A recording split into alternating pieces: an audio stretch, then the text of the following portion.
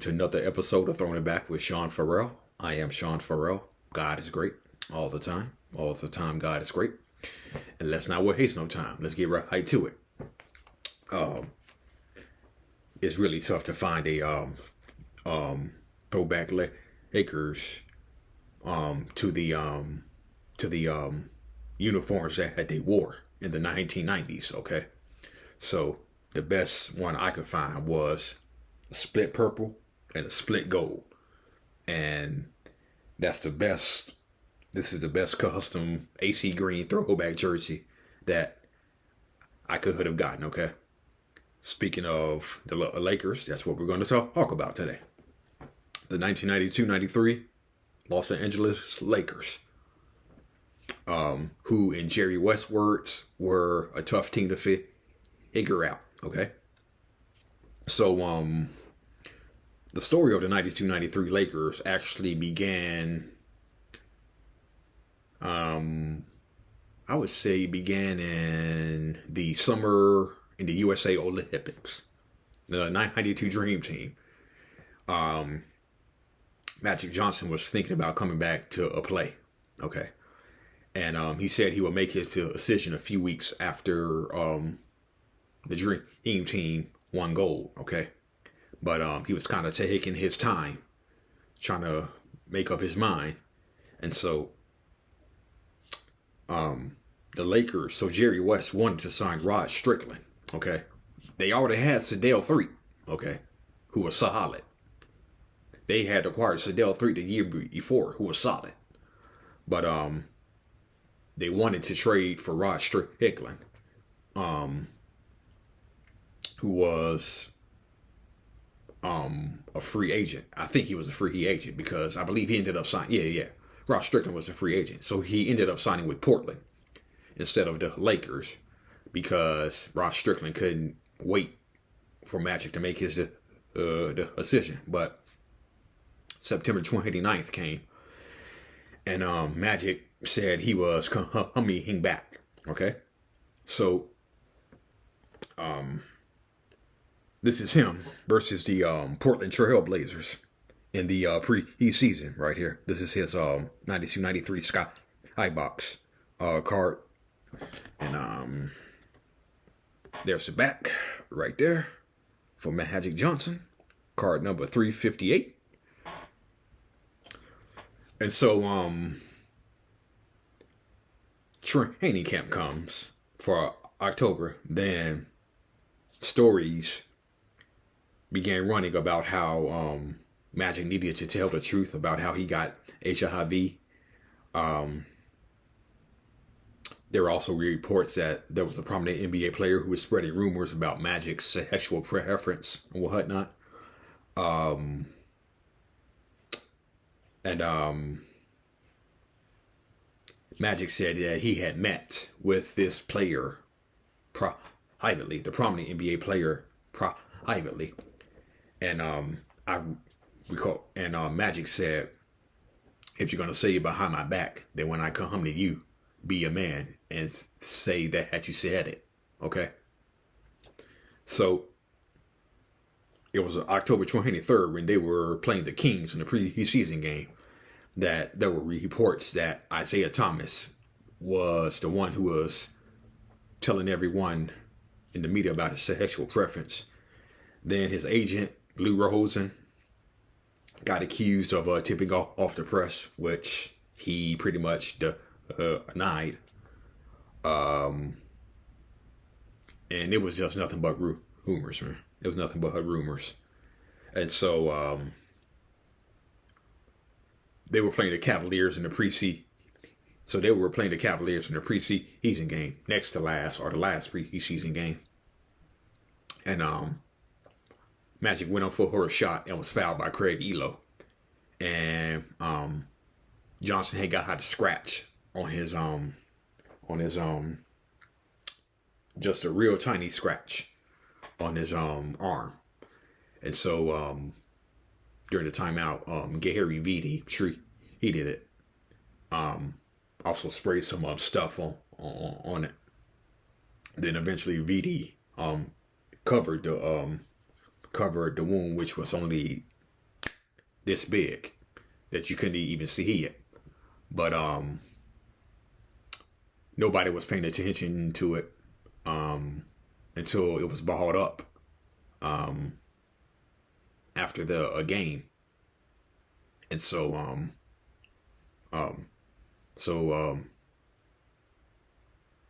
all of this hoopla, pressure, criticism on Magic Johnson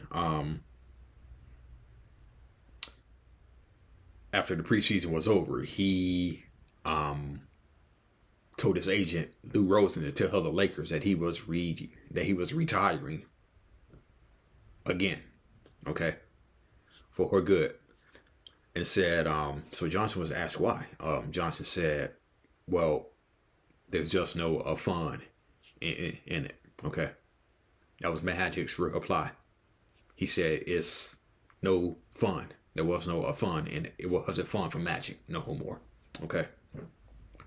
So, which brings me to the topic of the Lakers' new coach, Randy Pfund, who had taken over for Mike Dunleavy after the 91-92 season. Okay. All right, Coach Pfund right there. Card number 267. Hey. Anyway. So, Randy Pfund takes over. He had been Pat Riley's assistant through the Showtime years. He had seen the Lakers wear her down at the end of Pat Riley's years.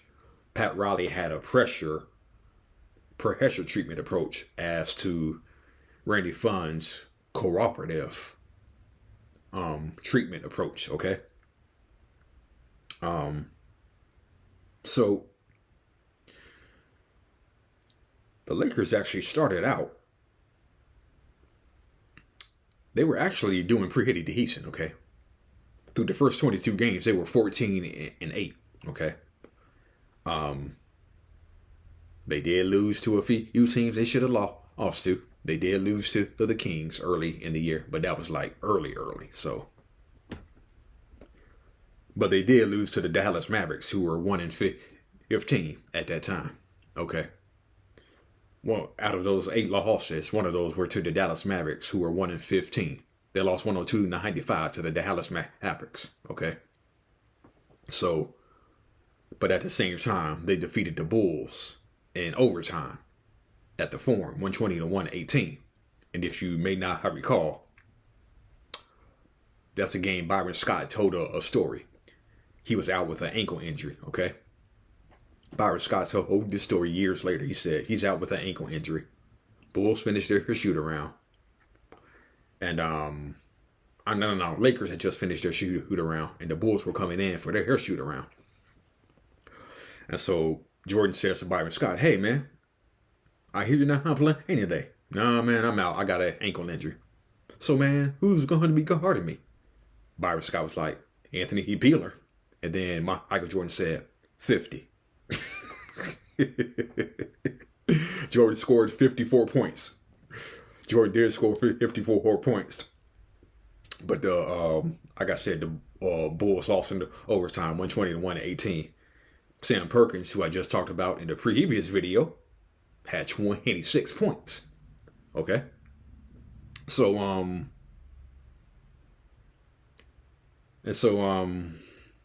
on. Where was I at? Okay. Yeah, so they had a real bad loss to the Mavericks, who ended up finishing 11-71 that year. So they lose 127-110 to the Pacers in January, okay? And Sedell Threatt was complaining to the reporters that they needed to run more often, okay? But the Lakers needed like great defensive rebounding, and the Lakers never made that commitment. Now, AC Green is a excellent rebounder, but AC Green is only one man, okay? And he can't be grabbing every rebound. So they were like a weird team, okay? They were out of sync some nights and, just barely getting by on other nights. Okay. What do I mean by that? They lost. Well, no. They struggled to put away the Dallas Mavericks 106-100 in one game, who were 4-40. They were 4-39. The Mavericks were 4-39. And yet the Mavericks took them to overtime. But the Lakers pulled it out 106-100 in overtime. See, they were weird, out of sync some nights, just barely getting by on others. Okay. And Jerry West was like scratching his head like, this is a tough team to figure out. Jerry West couldn't even figure out his own team. Yeah, but Jerry West was quoted as saying, this is a tough team to figure out. And Larry Drew, who was one of the assistant coaches at that time, said, when you don't have a leader, you get lost. That's where the void of Magic Johnson was gone. The void of Magic Johnson was missing, okay? Now, I said earlier, Sedale 3 was solid, okay?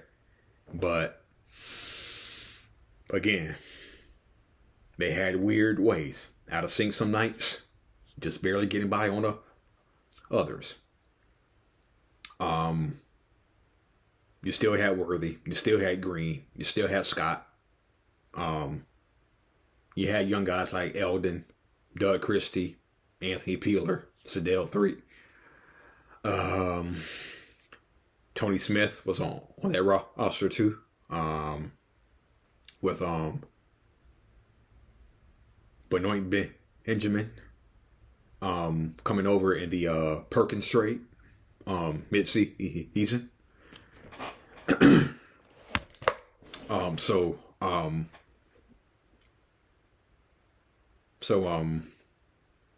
I mentioned weird. They had weird ways, out of sync some nights, barely getting by on others, barely defeating the joke of a Mavericks team, overtime. So they were 33-28 at one point. The Lakers were. Then in a 12-game stretch, the Lakers went 1-11 in that stretch, with 5 of those 11 losses coming at home. They had 5 straight home losses. Okay. And so James Worthy was quoted as saying there were 9 or 10 points gone from his game just from missing Magic's ability to get the ball to Worthy in unique situations. Okay. James Worthy also said the Lakers had energy, but the Lakers didn't have magic. Yeah, they didn't have that energy spark to get them going. So, hey, like Jerry West has said, he couldn't figure his team out. And so, Randy Pfund's job was basically on the line from the first game of a year. Okay. And Jerry West, who said he couldn't figure out his own team, was really not happy about how unorganized the team was. Okay. So, then Randy Pfund said, it was a team in transition, lack of leadership, no point guard.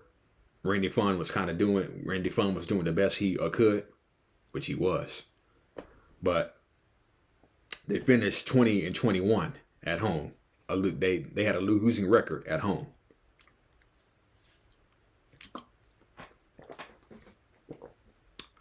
So they had a losing record at home and finished 39-43, facing the Suns in the playoffs. Everybody knows they took their first two. They took their first two in Phoenix. Then the Suns, who had a really good history of winning in the form over the previous couple of years. 1990 playoffs, regular season contests in 91, 92, 93. They beat the Lakers all 5 times that season, home and away.